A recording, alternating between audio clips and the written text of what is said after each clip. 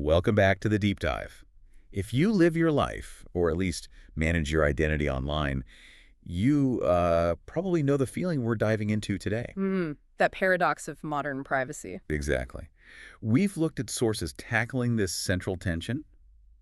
Why does seeking protection so often feel more like, well, putting up roadblocks to real connection, to openness? Yeah, that feeling of tension is something we hear about a lot. For our listener, we're exploring that perception, that people have become overly cautious. About really minor things sometimes. Right, low-stakes stuff like consenting to a photo or sharing a secondary email address, things where, honestly, your core identity is probably already scattered across countless databases anyway. It feels like a disproportionate concern, doesn't it? Yeah. We're sweating the small stuff while maybe ignoring or just accepting these huge systemic risks we can barely even grasp. Absolutely. And look, this isn't about abandoning caution. Of course not.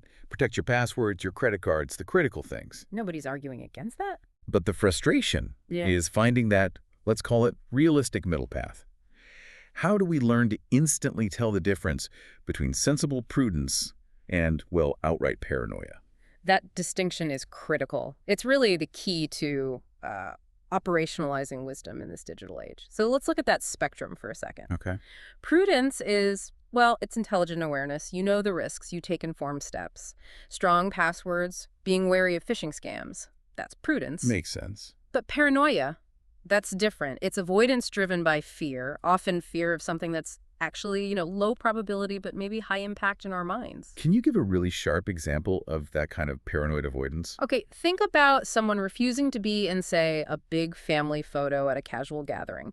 Not an official thing. Right. Their reason. Because it might end up online and get indexed by Google or something. Okay. Now, the actual severity if that happens, probably quite low. Mild annoyance, maybe. And the likelihood of that specific photo causing them any real measurable harm is, well, it's extremely remote. Yet they avoid the photo. They avoid the photo. And when you look at that trade-off, like you said, The cost of avoiding it, missing the memory, that little bit of social awkwardness, seems way higher than the tiny risk from the photo itself. exactly. Because wisdom involves proportionality. It means understanding both the severity of potential harm and the actual likelihood of it happening. And our modern culture. It's saturated, isn't it? Headlines screaming about data breaches, surveillance. We tend to fixate obsessively on the severity part. Which drives us toward these unnecessary avoidance habits. Knee-jerk reactions, almost. That's a good way to put it, knee-jerk reactions. I wonder if we could trace that cultural drift.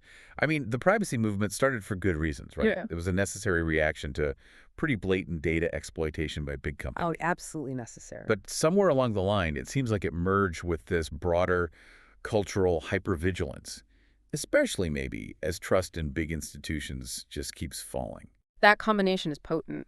Definitely. And when that happens, privacy stops being just healthy protection. It starts becoming avoidance of participation. Avoidance of participation. Yeah. Say more about that. Well, every time we say, "No, don't tag me," or "Don't share that detail about me," even minor things, we're creating these little micro boundaries. Okay. And individually, they seem small. But over time, those micro boundaries, they accumulate. And they can really start to erode community trust, that feeling of shared social experience. But hang on a second. What if someone has been burned before? Or maybe they belong to a group that's often targeted online. Aren't those micro boundaries sometimes essential for them? Maybe avoidance feels like the only control they have. That's a really important point and a crucial distinction, yes. When the threat is structural, targeted, or based on past harm, those boundaries are absolutely acts of self-preservation, necessary ones. Okay. But what we're focusing on here is more the everyday, low-stakes social interactions. In that context, the wise alternative is often choosing openness in small ways. Because that reinforces connection. It's an act of social trust, not blindness. It signals reciprocity. You open up a little, you build little trust. It makes me think of that concept, contextual integrity. Yeah. Helen Nissenbaum's idea, right? Exactly. Making sure data you share is used appropriately for the context it was shared in. Like if I share a photo of my cat with friends privately. The expectation is it stays there within that friend group context. The integrity is broken only if, say, it gets scraped and used to train some AI model somewhere without my knowledge. Precisely. But here's the paradox. If we're so paralyzed by the fear of that integrity being violated. We never do the sharing in the first place. Yeah. We miss the relationship building part. Exactly. And that's the core tension. Okay, let's pivot then. Let's focus squarely on the consequences when privacy really does tip over from protection into isolation. Talk about the cost of building that fortress around yourself. Maybe start small. What are the minor costs we pay for being too guarded? Well, they're insidious because they often feel negligible day to day. But the first big one is simply missed opportunities. Huge opportunity cost. I can see that professionally, like declining invites to industry events or keeping a creative idea locked away because you think it's not perfect yet. Yes.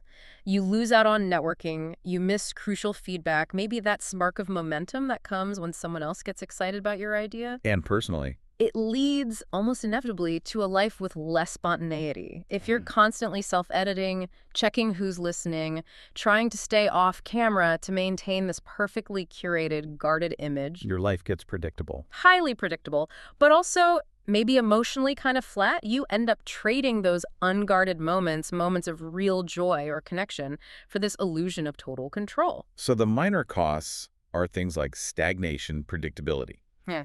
What about the deeper, more moderate emotional costs when that digital control bleeds into personal self-containment? That's where you often find significant emotional isolation.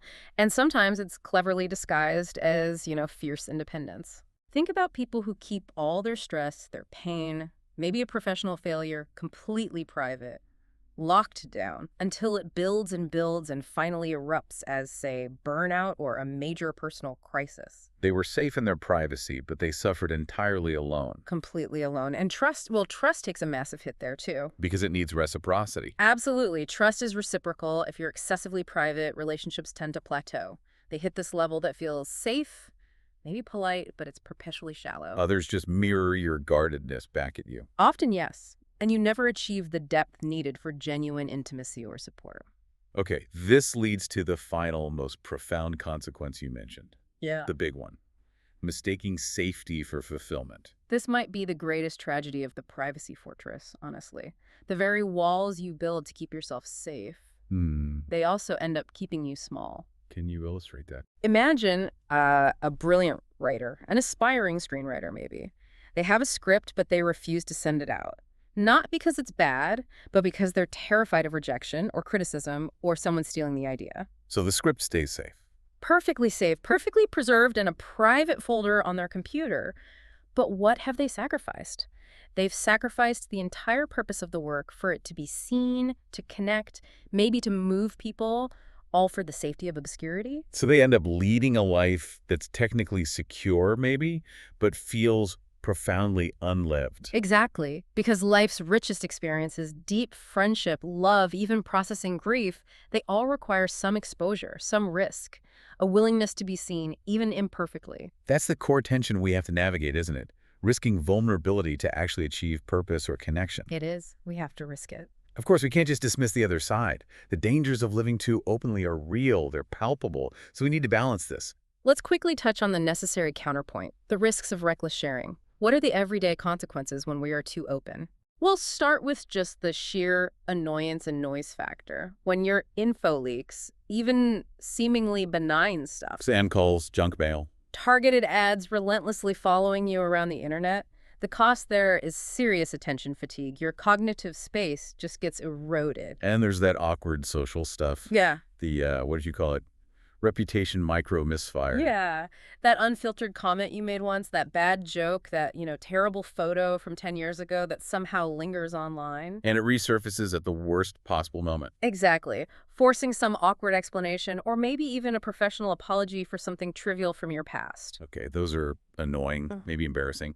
But the structural risks are where it gets serious. That's right. The structural and exploitative risks are the real dangers. We know companies engage in massive data harvesting and profiling. Building complex behavioral models from all the data we shed online. And that leads to a real loss of autonomy. Our choices get quietly, invisibly shaped by algorithms that predicted what we wanted, maybe even before we knew we wanted it.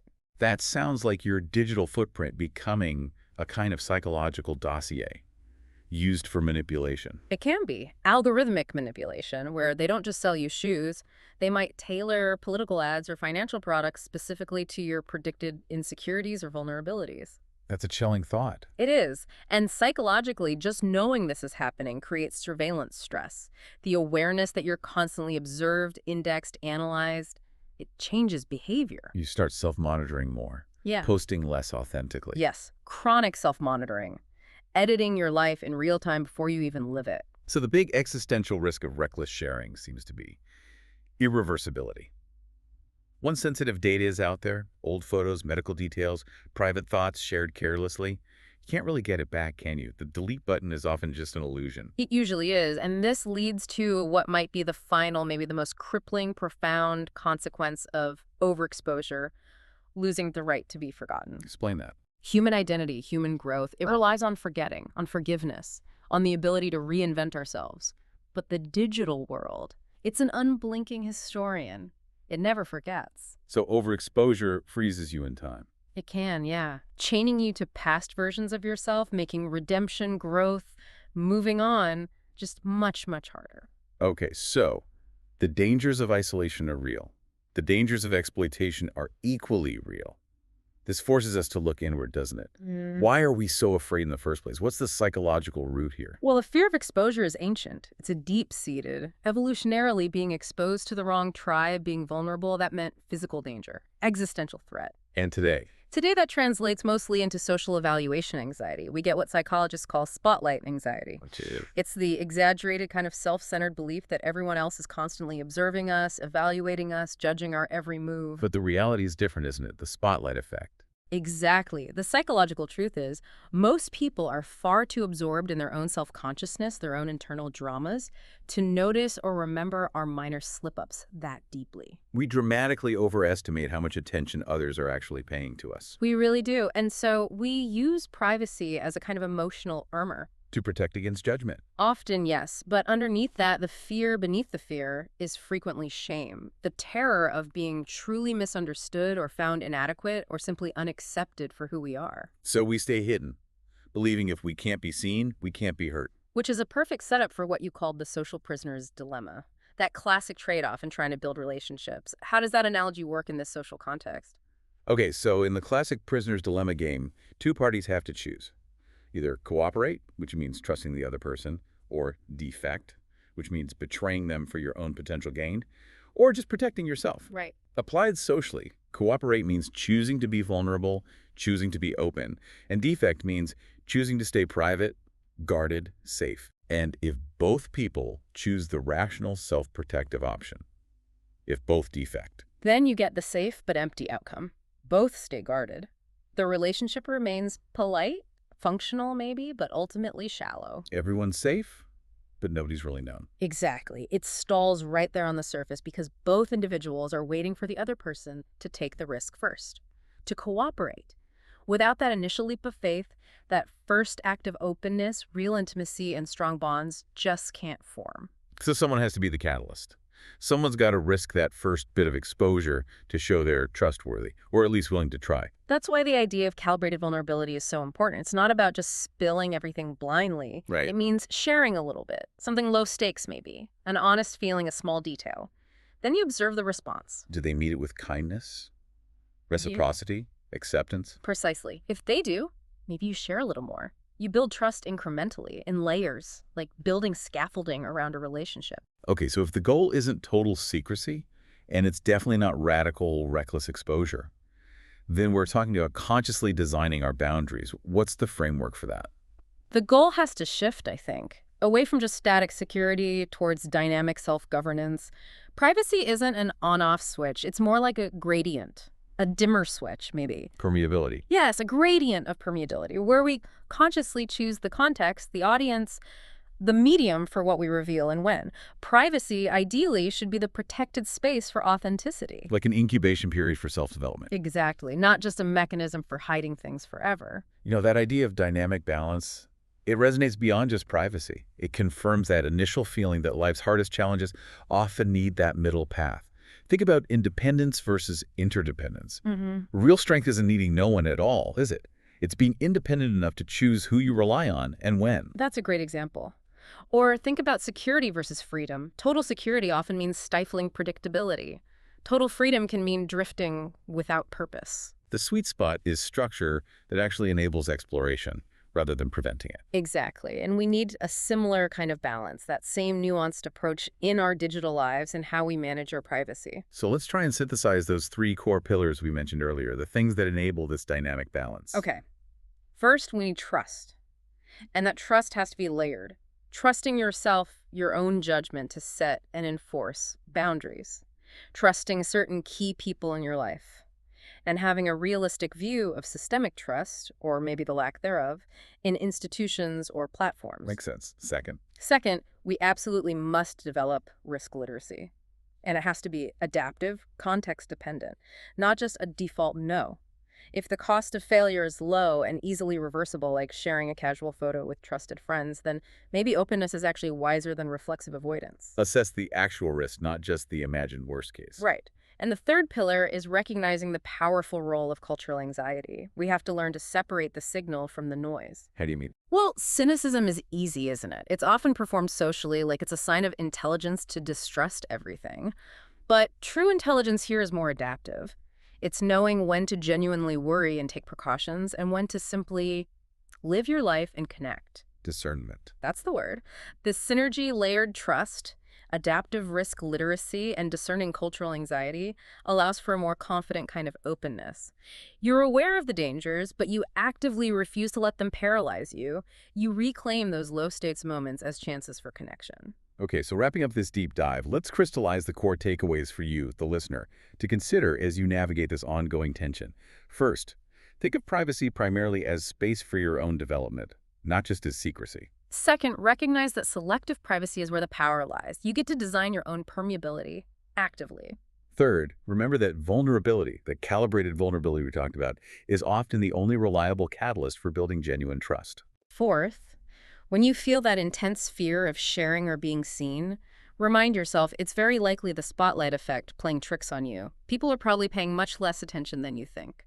Fifth, don't forget the ultimate cost of chronic overprotection isn't safety, it's disconnection from others and maybe even from parts of yourself. Which leads to the final takeaway. The healthiest state we can probably aim for is intentional transparency. Being open enough to connect meaningfully, but remaining private enough to stay whole, centered, and authentic. And maybe here's the final thought to sit with. We live in an environment, especially online, that often seems engineered to provoke and even reward fear.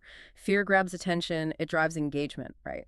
So being smart in this world isn't necessarily about standing guard at every single digital door, constantly anxious, wasting energy on low-stakes fears. True wisdom might actually lie in knowing which doors to deliberately leave open and understanding why you're leaving them open. That act of discernment. Well, that might just be the rarest and most valuable form of social intelligence we have left today.